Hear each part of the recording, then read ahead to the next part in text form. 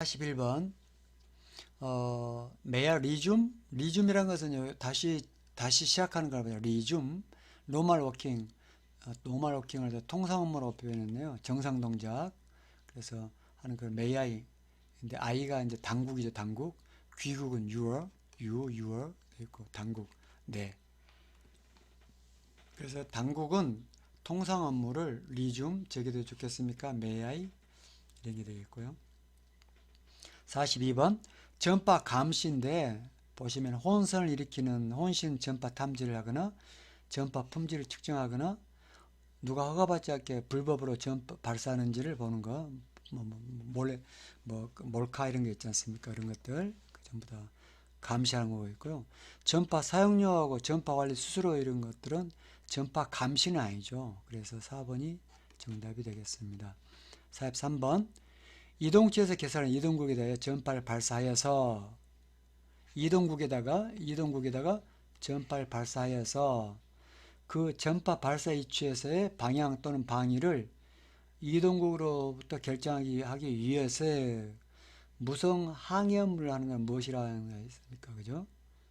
좀 말이 어려운데 쉽게 말하면은 여러분 자동차에서 여러분 위치를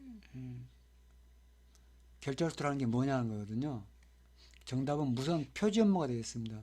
무선 표지라는 것은 쉽게 말하면은 전파 등대입니다. 등대인데 전파라는 겁니다. 즉 뭐냐 GPS 같은 경우에 여기 몇 군데가 있죠. 그래가지고 야 나는 어디 대에 알려주면은 이렇게 전파 오겠죠. 그럼 받는 얘가 내비게이션이 여기서 오는 거리가 있을 거 아닙니까? 시간이 있을 거 아닙니까? 시간이 걸리니까 아 나는 그럼 여기 기준에서 몇 킬로 떨어져 있겠네. 나는 여기서 몇 킬로 떨어져 있겠네. 나는 여기서 몇 킬로 떨어져 있겠냐면서 스스로 계산해서 그럼 나는 여기 있겠네 알 수 있는 거죠. 그게 이제 뭐냐면은 이제 GPS는 내비게이션이 되겠죠. 그죠? 그래서 이제 여기 있는 것들을 무선 표지 업무라는 거죠. 무선 표지.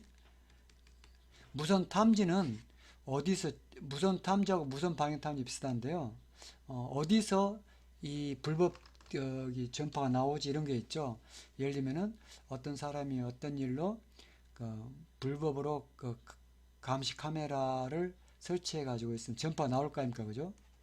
그러면은 이것을 추적할 수 있죠. 무선 방향 탐지로요. 어떻게 탐지하느냐? 여기서 이 쏘보는 거 이렇게 쭉 쏘고 스캔해 보면 여기가 가장 이거 신호 빠르다 하면은 이렇게 돼 있고, 그리고 여기서 또 해보니까 이렇게 이만큼 이 방향이 빠르고, 그 다음 또 여기서 해보니까 이 방향이다. 그럼 여기가 맞죠? 그러면요 3점으로 해야죠. 여기가 무선 발사들은 뭔가 숨겨져 있죠. 불법 송신기가. 그래서 3점 탐지할 때 보통 이렇게 하고 있고요. 무선 측위는 뭐냐면은 무선 표지로부터 받은 신호 가지고 내가 위치를 측정하는 거죠. 그죠? 얘는 위치를 측정한다. 이렇게 GPS나 내비게이션은 이 업무이고요. 얘는 그 GPS 우주국, GPS 위성이라든지 그 경상북도 포항 청하에 보면은 그 로란시 해가지고 그 태평양 쪽으로 100kHz 전파를 쏘거든요. 계속 쏘거든요. 그게 이제 무선 표지 업무가 되겠습니다. 전파 등대처럼 이렇게 무선 표지국으로부터 받은 전파를 받아서 내가 위성을 결정하는 거, 그게 뭐냐 무선 추기 업무가 되겠습니다. 추기 업무. 그래서 얘는 무선 표지 업무가 정답이 되겠습니다.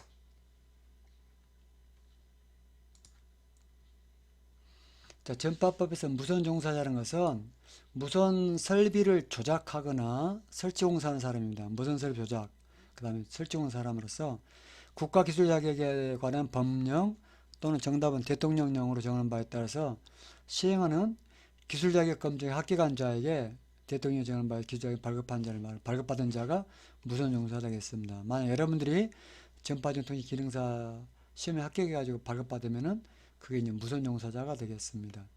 45번 전파법에서 우주국은 인공위성 개설 거고요.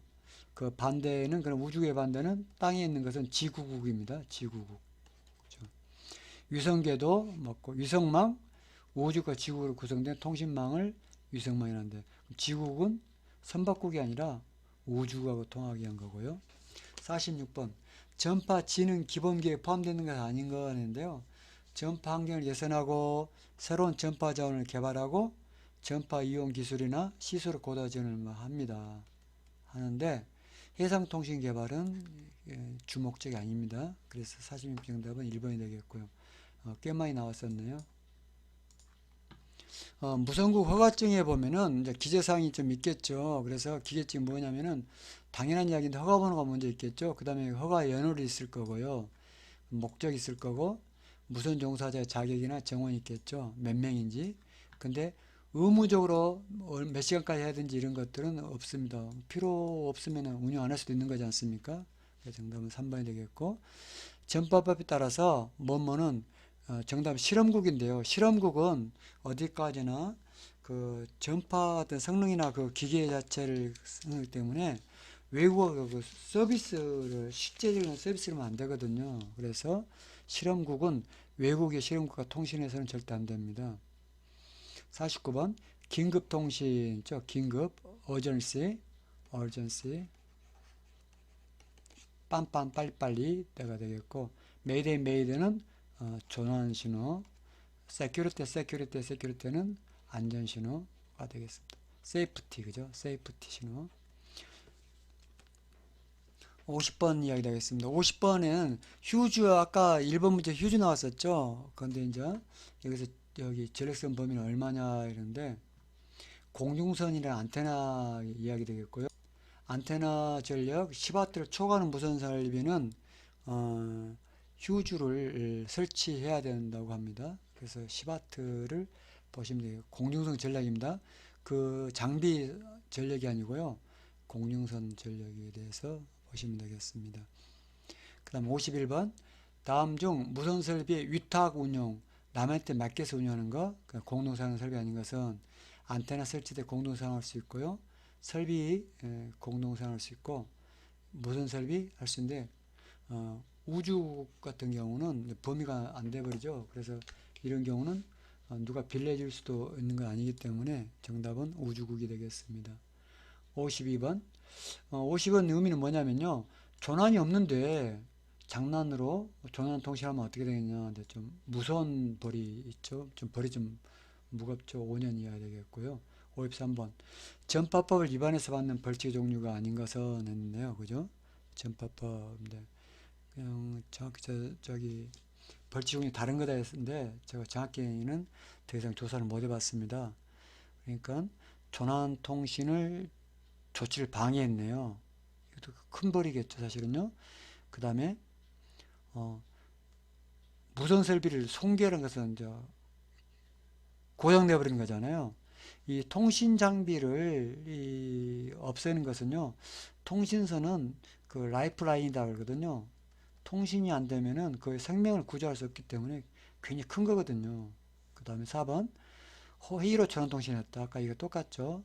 그러니까 3번, 4번, 1번은 좀 무거운 중벌이죠. 그죠?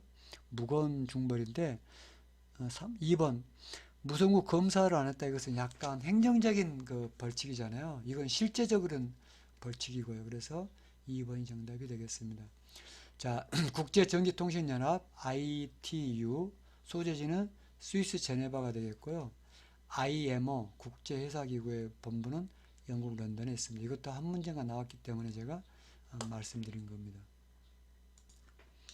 자, 배에서 사용 가능한 그 VH 무선전의 최대 출력은 25W라고 하네요. 외두시고요.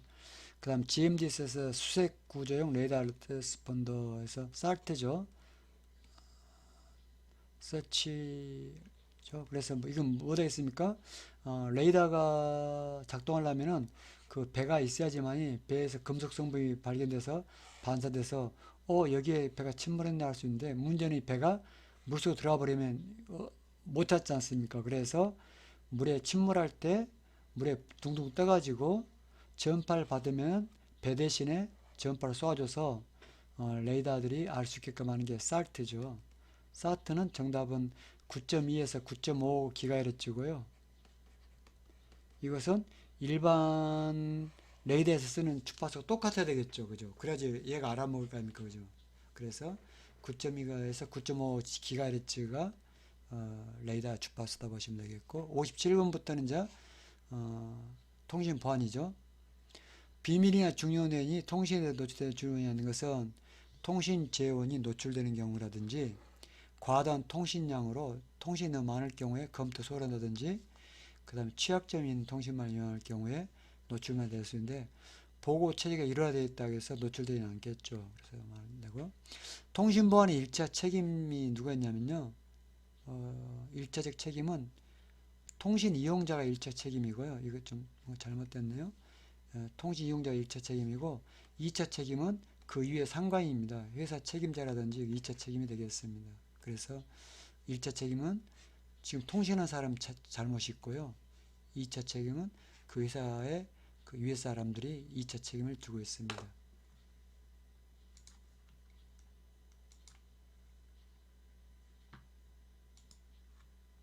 여기 나오네요. 그죠? 2차 책임은 지책임자에서 그딴 데 문제됐던 거고요. 기만통신이죠. 기만통신은 속이는 거지 않습니까? 그래서 옳은 것은 상호 약속된 확인법을 사용한다. 네 누구냐 뭐 이런 식으로 서로 확인해야 되겠죠. 그러면 기만통신 안 해도 되겠죠. 그 다음에 고출력으로 전파 통신을 하게 되면 고출로 전파 발사하게 되면 더 노출이 더 심할 수 있죠. 멀리서 들을 수 있죠. 도청될 수 있죠. 고출로가 안 되고 고출로가 안 되고 최저 출력으로 됩니다.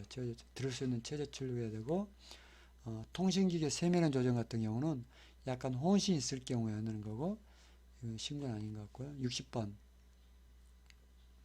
과학기술정보통신부 장관은 공무원 하여금 매년 1회 정기적으로 필요할 때 확인할 수 있는데 그 예외가 될 수 있는 경우가 아닌 것은 예외가 있을 수 있다는 거잖아요. 무조건 해야 되는 것은 기지국이 해야 된다는 거죠.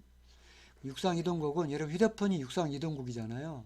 근데 그거 국가 내 지방자치단체 무선국이 있죠. 예를 들면 읍사무소 같은 데 보면은 산불감시용 무전기 있지 않습니까? 이런 것들은 예외가 될 수 있겠다는 거잖아요. 그 다음에 해상 무선 통신사가 있으니까 이런 것도 좀 안심된다 이게 되겠죠. 정답은 기지국이 되겠습니다.